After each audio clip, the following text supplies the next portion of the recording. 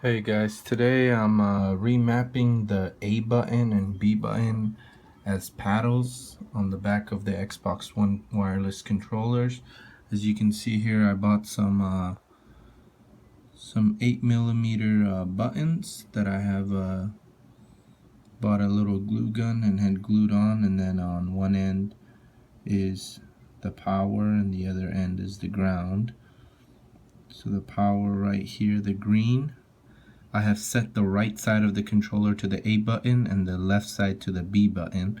So as you can see, that's the right side. So that's the A button. The green goes underneath. Once you take off the two little screws of the controller, it goes underneath and in front of this board. This is the picture right here.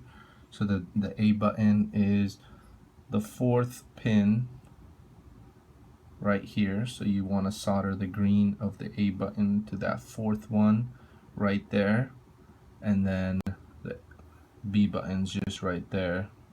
So you just take a little bit off of that little black area, just like a little bit, not the whole thing, because then your B button won't work right. You just scrape off a little of this black part, or what you can do is you follow it down, and you can also hook it up right here.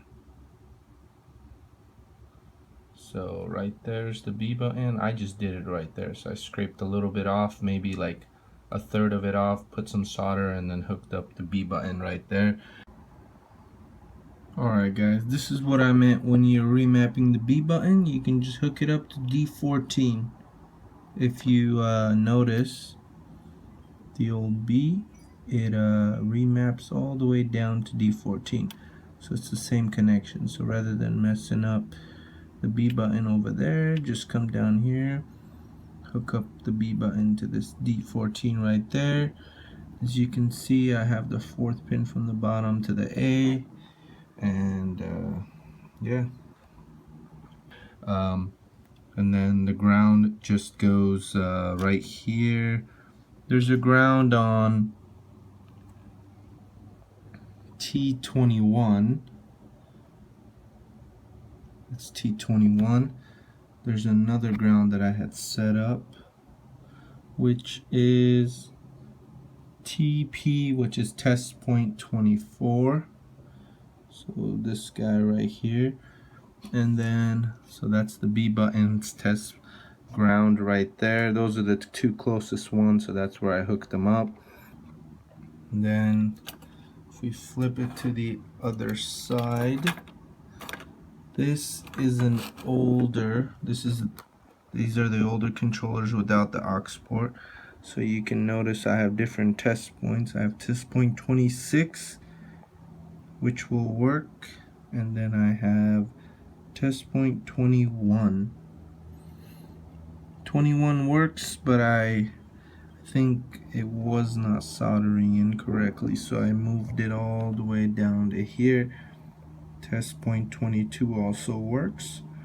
So 22, 26, 21, and I think the last one's 24, but I don't remember. But for sure 22 is a good ground, 26 is a good ground, 21's a good ground, but I think I messed it up, so I just relocated it. So hopefully this helps you guys with your remapping of the controllers. As you can see, I got those 8mm buttons.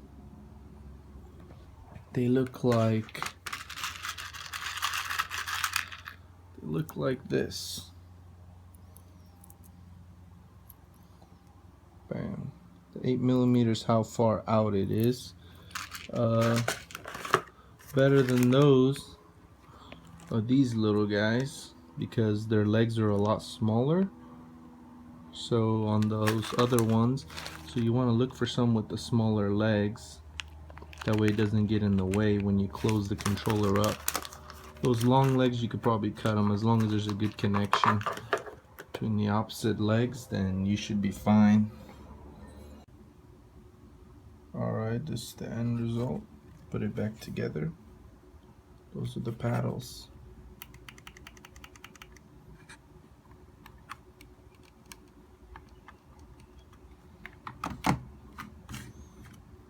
this other custom controller. The buttons are underneath the paddles. Click them. Then I got a backup.